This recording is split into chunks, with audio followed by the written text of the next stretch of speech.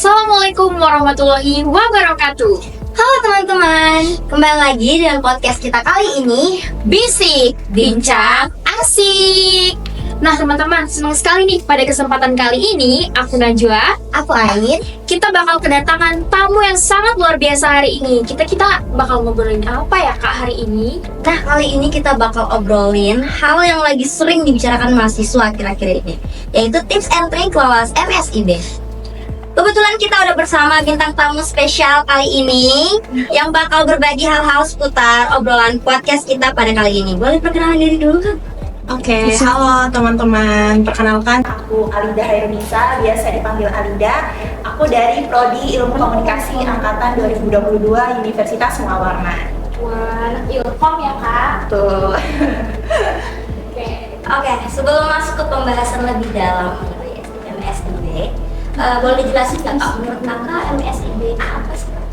Oke, kalau MSIB itu sendiri seperti singkatannya ya, magang dan studi independen bersertifikat, yang mana program ini emang dirancang dari Kemendikbudristek periode tahun lalu, tapi semoga ya tetap berlanjut sampai periode sekarang gitu ya, presiden yang baru. Karena memang menurut aku MSIB ini program yang sangat baik sekali, yang bisa memberikan kesempatan kepada mahasiswa untuk bisa berkembang di luar dari perkuliahan kayak gitu. Jadi menurut aku MSIB ini program yang sangat keren sekali, terobosannya yang bagus untuk mahasiswa bisa berkembang lebih baik gitu. Wah, Tuh. nah sebelum terjun ke MSIB ini, sebelumnya udah pernah ikut juga? Kalau untuk ikut magang sebelumnya aku udah pernah, dulu kalau nggak salah itu semester 2 aku pernah ikut magang Okui. Kalau teman-teman pernah tahu tiktokers yang namanya Esther Natalia yang kuliah di Hukum UGM, ya itu dia CEO atau founder dari Produktifku itu sendiri. Nah kemarin aku ikut salah satu program magangnya di startupnya dia. Di situ aku divisinya TikTok Talent, itu 6 bulan. Itu pas aku semester 2. Terus aku sebelumnya pernah juga magang ya sebelum MSIB ini, itu di kota kelahiran aku di Berau kalau kakak tahu ya. Itu aku magang tapi sebulan doang sih, itu di perusahaan tambang di sana, dan aku magangnya di divisi CSR atau Corporate Social Responsibility kayak gitu. Nih Kak, dengan banyaknya pengalaman Kakak yang sangat luar biasa ini, kira-kira ngaruh nggak sih Kak waktu Kakak daftarin diri di MSIB? Ngaruh banget. Karena waktu itu aku pernah sharing gitu ya sama manajer di perusahaan aku di MSIB tahun ini.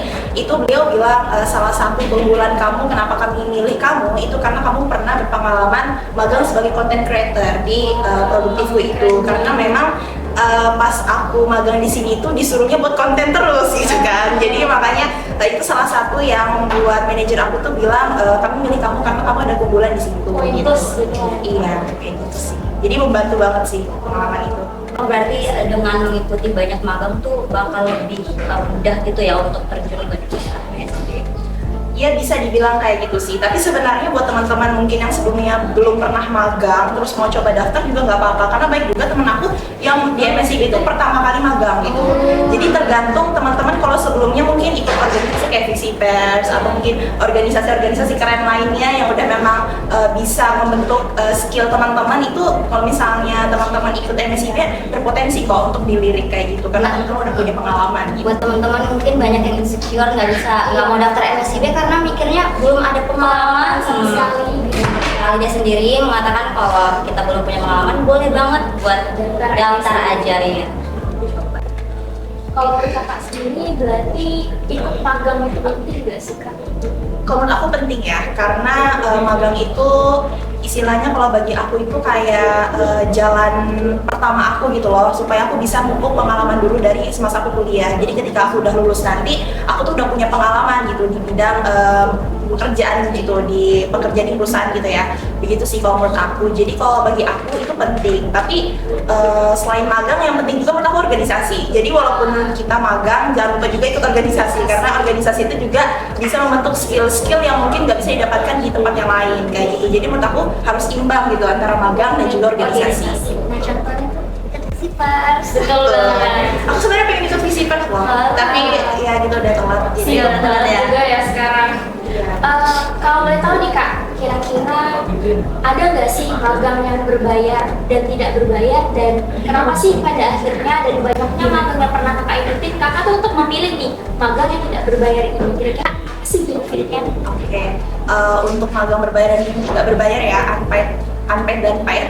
Kalau aku di magang pertama aku tuh unpaid yang 6 bulan itu di Produktif Kui, karena kita magangnya itu juga nggak onsite ya, kita nggak di tempat langsung, jadi kita nggak dibayar. Tapi walaupun nggak dibayar, aku merasa nggak rugi. Karena apa? Karena aku selama magang di sana itu banyak banget skill-skill yang aku dapatkan kayak gitu. Dan aku di sana itu di Produktif itu mereka tuh sering banget ngadain kelas-kelas gitu, kayak misalnya kelas leadership, kelas personal branding dan lain-lain. Itu biasanya kelasnya itu dibuka berbayar atau kayak bayar fee gitu kan. Nah, sementara kalau kita nih yang intern di sana itu bisa mengikuti kelas itu secara gratis gitu. Jadi kayak walaupun nggak dibayar masih dapat tuh berbagai keuntungan lainnya, benefit-benefit lainnya. Jadi memang karena di Produktif tuh itu juga mereka buka program magang tuh untuk teman-teman dari semester 1 juga bisa ikut gitu. Jadi memang dia tuh lebih menekankan pengalaman dibanding mungkin yang berbayar gitu sih. Jadi kalau menurut aku tetap worth it untuk diikuti gitu. Karena bakal nambah skill banget ya. Betul. Dan itu terbukti dengan aku ikut itu kan, aku akhirnya keterima MSIB karena aku punya pengalaman di situ gitu. Nah, awalnya tuh gimana sih bisa ketemu sama MSIB dan akhirnya menjatuhkan pilihan untuk masuk? Sejujurnya aku tuh nggak berniat ikut MSIB. Dan sebenarnya kalau program MBK ini yang lebih aku tertarik itu PMM ya, pertukaran mahasiswa merdeka itu.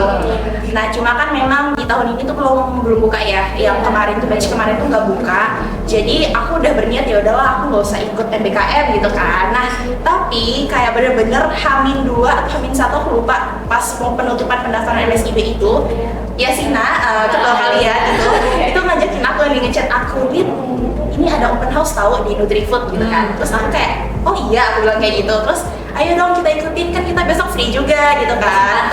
Iya, Teman berarti ya. diajak teman aku, boleh nggak ada niatan mau ikut MSIB, kayak cuma pengen ikut-ikut doang gitu kan. Terus pas udah ikut open house-nya ternyata kayak menarik banget, kayak hal-hal yang dilakukan kalau misalnya kita bisa magang di Nutrifood tuh bener-bener kayak belum pernah aku dapatkan di tempat manapun gitu kan. Jadi akhirnya kayak aku sama Yasina bilang, kayaknya aku mau daftar deh, aku bilang kayak gitu. Padahal tuh udah H-2 gitu kan. Jadi bayangin aja gimana ruwetnya aku ngurusin berkas H-2 sampai aku teleponan sama Bu Silvi tuh seharian gitu loh buat ngurusin itu. Tapi untungnya Bu Silvi ngebantu aku dan akhirnya aku bisa lolos gitu. Wah, berarti Kak Prodi juga sangat membantu. Iya, sangat membantu banget. Kalau boleh tahu, kakak kemarin ikut MSIB itu batch berapa? Batch 7 nih yang saat ini Batch 7. Waktu kesini tuh ngikutin divisi apa? di MSIB. Iya, ya. Aku di divisi area marketing. Jadi kalau di Samarinda itu memang adanya divisi area marketing. Cuma kan Nutrifood tuh nggak di Samarinda aja ya, dia di seluruh area di seluruh Indonesia. Kalau area-area lain tuh ada public relations, ada divisi distribution development. Cuma memang kalau di Samarinda sih yang dibuka tuh area marketing. Oh gitu. Boleh ceritain nggak Kak, kira-kira gimana sih proses daftarnya, seleksinya, hingga sampai keterima nih di MSIB? Oke, jadi kalau untuk daftarnya itu kayak biasa ya, di awal kita pastinya daftar di websitenya MSIB sendiri. Terus ini perlu diperhatikan nih buat teman-teman, karena ada beberapa perusahaan itu yang walaupun kita udah daftar di website MSIB, kita juga harus daftar di website perusahaannya gitu.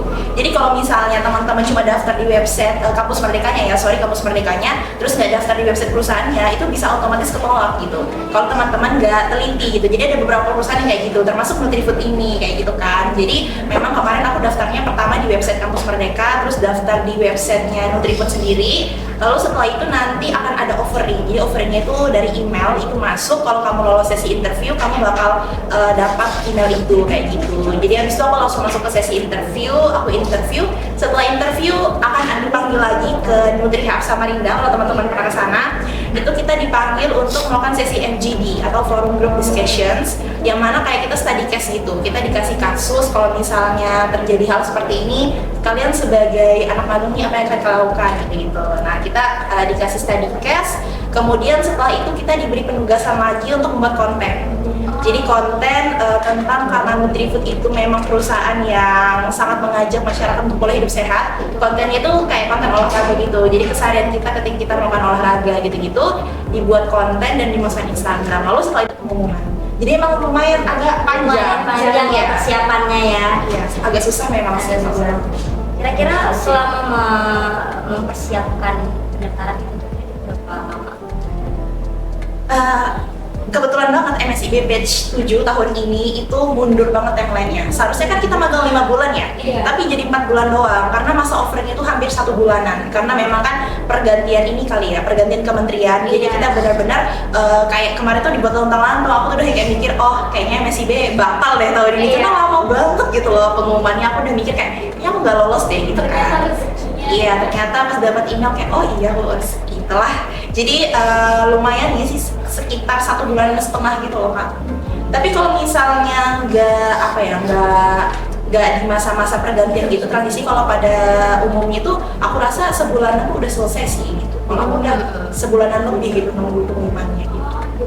Boleh dijelaskan nggak kak, selama magang tuh ada susah senengnya nggak? Selama ngejalanin Pasti Ya, pasti ada. aduh, pasti banget. Jadi tuh kalau untuk susah senangnya, karena aku nih magang MSIB ya, itu kan seharusnya dikonvert kan ke mata kuliah aku. Cuma beberapa mata kuliah itu nggak bisa dikonvertkan, terutama mata kuliah wajib. Jadi ada 3 mata kuliah itu yang nggak bisa dikonvert. Dan karena aku juga magangnya cuma di Samarinda, Bu Silvi tuh ngasih tahu aku, ya udah kamu magang sambil kuliah gitu, sambil ngambil 3 mata kuliah ini gitu. Iya, jadi kayak gitu. Ya, ngambil banget.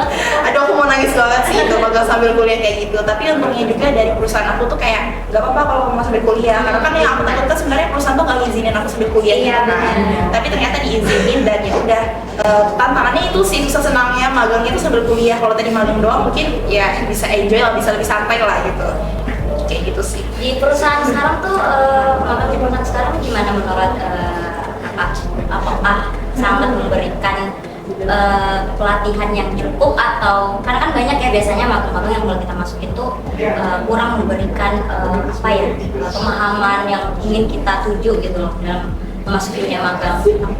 Kalau di perusahaan aku sekarang di Nutrifood ya itu benar-benar menurut aku pilihan yang tepat banget sih kalau teman-teman nanti mau ngapain di di sana. Pas banget karena apa? Karena aku mikir tuh bakal gabut gitu loh magangnya. Iya, banyak. Ternyata enggak, ternyata aduh kalian akan disibukkan dengan berbagai project-project ya guys. Tapi proyeknya seru-seru ya. Projectnya seru dan kalian tuh nggak akan, maksudnya nggak akan, kadang kita kalau magang tuh bingung ya mau ngapain ya. Iya, Di sana tuh, banget. di sana tuh kan nggak kayak gitu.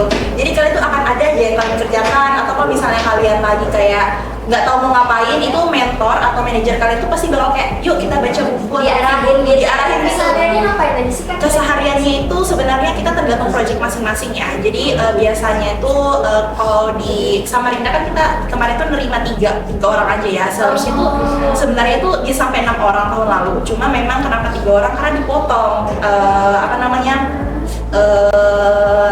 kuotanya sama. Oh, berarti dari di luar Samarinda juga ada yang menerima gitu ya? Seluruh perusahaan yang ikut MSIB itu kuotanya dipotong, hampir setengahnya dipotong dari tahun sebelumnya. Karena memang budgetnya pemerintah lagi kurang sih, kesel aku ya. Luar biasa bisa keterima ya. Karena kayak iya gitu. yang dikit gitu. Ya, betul. Nah, jadi balik lagi tadi pertanyaannya, kita bertiga doang itu biasanya kesehariannya sesuai dengan project masing-masing. Kebetulan project aku itu kan aku handle NutriHub ya, tempat yang teman-teman kemarin juga datangin itu. Jadi di NutriHub itu tugas aku ialah mengajak berbagai komunitas untuk menggunakan NutriHub biar okupansi di NutriHub itu bisa tinggi kayak gitu. Nah, selain itu aku juga ngadain edukasi terkait batasi asupan GGL. GGL itu gula garam lemak, terus juga edukasi nabung otot. Itu biasanya aku adain dengan mengundang komunitas-komunitas atau masyarakat-masyarakat untuk datang nih ke NutriHub buat kita kasih edukasi itu. Jadi kalau untuk proyek aku tuh di situ ya. Jadi emang aku sehariannya ya di NutriHub kayak gitu, lebih banyak di NutriHub gitu, dan ketemu berbagai komunitas. Untuk mengajak masyarakat untuk mengikuti program tersebut tuh ada kesulitan nggak di situ? Iya, banyak sih kesulitannya. Karena nggak semua masyarakat tuh aware kan Iya, dengan kesehatan gitu kan. Jadi memang meyakinkannya itu yang lumayan challenging gitu kan. Jadi kayak ya gitu sih, dan komunitas-komunitas pun yang aku pikir kayaknya bakal mudah nih, apalagi kalau komunitas kampus ya, anak muda gitu kan, kayaknya mau nih kalau diajakin kayak gini. Ternyata nggak semua juga mau gitu loh. Ternyata kayak ada yang ngerasa nggak relate aja, kita nggak mau gitu-gitu. Jadi emang cukup challenging untuk mengajak masyarakat itu dapat edukasi tentang kesehatan. Nah, kalau dari lingkungan pekerjaan gimana? Apakah sejauh ini baik-baik aja atau Nyaman. Iya. Nyaman sih, karena di Nutrifood itu dia punya budaya yang namanya eye care gitu. Jadi budaya yang memang kayak apa ya, sehat banget sih kalau menurut aku. Kita itu nggak dikasih tekanan gitu loh Kak. Iya. Tapi walaupun kita nggak dikasih tekanan, akhirnya setiap individu itu kayak ingin menunjukkan yang terbaik gitu loh, Iya. karena kita nggak diberikan tekanan yang terlalu berlebihan gitu. Tapi akhirnya itu memunculkan motivasi dalam diri sendiri untuk kayak, aku harus memberikan yang terbaik kayak gitu kan. Terus juga kita tuh fleksibel banget sih Kak, walaupun kita tuh kerja dari 9 to 5 setiap Senin sampai Jumat. Aku tuh diberi kelonggaran banget. Kalau misalnya kamu ada kuliah, ada tugas kelompok, atau kamu ada harus ngerjain tugas, nggak apa-apa. Kamu mau datang siang ke Nutrihat tuh nggak apa-apa. Jadi iya berarti nggak mesti kamu tuh harus 9 to 5 ada di Nutrihat tuh nggak mesti gitu. Karena kan aku emang masih harus sambil kuliah kan, jadi aku diberi keringanan banget. Jadi kayak benar-benar fleksibel banget dan kayak dukung aku banget gitu loh sebagai mahasiswa kayak gitu. jadi udah pas banget yang udah apply magang di sini gitu. Iya betul. Kalau boleh tahu nih Kak, sistem dari MSIB di Nutrifood itu seperti apa sih Kak? Apakah ada aturan khususnya pada saat masuk? Apalagi kan bisa dibilang Nutrifood ini magang yang cukup banyak gitu lah yang berminat gitu. Kira-kira sistemnya gimana sih Kak? Sistemnya ini lebih ke kesehariannya atau kalau keseharian sih kita tuh nggak punya sistem yang ini ya, yang kayak mengatur harus kayak gini, harus kayak gini. Kewajiban gitu enggak? Nggak ada, palingan kita tuh emang dibiasakan untuk membaca buku. Jadi kami tuh sering setiap minggu tuh dikasih buku masing-masing untuk direview. Nanti dibuatin dari buku itu, dibuatin poin-poinnya, dibuat dalam bentuk PPT, terus dipresentasikan ke manajer kita. Jadi itu tuh salah satu kegiatan yang rutin kita lakukan setiap Jumat itu. Terus kemudian kita juga disuruh olahraga terus. Wow. Jadi kayak pokoknya dalam seminggu tuh ada targetnya harus berapa langkah kayak gitu-gitu. Pokoknya kita emang ditargetin untuk hidup sehat gitu. Jadi selain pelatihan para orang-orang yang di dalam situ harus sehat Harus juga. sehat, Harus sehat. sebelum edukasi orang ya. Iya harus sehat, harus aware juga gitu loh. Makanya kayak menurut aku masuk Nutrifood itu membawa habits yang baik bagiku gitu loh. Karena sebelumnya ya aku tuh mageran gitu ya makanya. Jadi kayak awalnya terpaksa gitu ya, harus makan sayur-sayur, harus olahraga gitu-gitu. Tapi lama-lama kebiasaan gitu. Dan jadi habits juga ya Iya, pasti. jadi habits. Kalau boleh tahu apa sih motivasi terbesar kakak nih dari semua pengalaman magang kakak, akhirnya kakak menjatuhkan hati nih untuk mengikuti MSIB Nutrifood ini? Sebenarnya awalnya aku nggak ada motivasi karena aku kan kayak H-2 ya, H-2 penutupan baru daftar gitu kan. Jadi sebenarnya aku awalnya itu nggak ada motivasi. Tapi kenapa kemudian aku kayak di H-2 tuh mau buat daftar tuh karena aku ngelihat ini tuh hal baru yang belum pernah aku temukan dimanapun gitu loh. Kayak kan pas open house tuh dikasih tahu ya kayak kalau kalian magang di sini apa yang kalian dapatkan gitu-gitu kan. Pas aku ngeliat itu kayak wah asik juga ya nih, kayak aku belum pernah nih dapetin pengalaman kayak gini. Jadi dari situ tuh aku tuh mungkin motivasinya tuh pengen mencoba hal-hal baru gitu loh. Jadi karena itu akhirnya aku kayak udah deh aku gas daftar gitu. Emang agak FOMO anaknya gitu ya. Tapi semuanya membawa manfaat banget nih ya. Akhirnya ternyata rezekinya di situ. Nah, buat dari kakak sendiri, menurut kakak untuk teman-teman di luar sana yang mengikuti magang, tapi magangnya itu tuh nggak sesuai sama apa yang diharapkan. Menurut kakak tuh teman-teman harus seperti apa gitu? Oke, aku juga pernah. Tapi aku sepil dong. Kadang tuh kita karena udah terlanjur masuk Iya. terlanjur masuk ternyata nggak sesuai nih dengan ekspektasi kita. Ya udah jalanin aja karena nggak mungkin kita sebagai anak magang mengundurkan diri gitu ya. Iya. Karena apalagi posisinya cuma magang gitu kan. Terus di awal biasanya udah dikasih kontrak gitu kan. Kayak kalau magang tuh harus sampai berapa bulan gitu-gitu. Nah kalau emang kayak udah sampai di posisi ternyata nggak sesuai ekspektasi atau banyak hal yang kayak di luar kendali kita, ya udah jalanin aja gitu loh.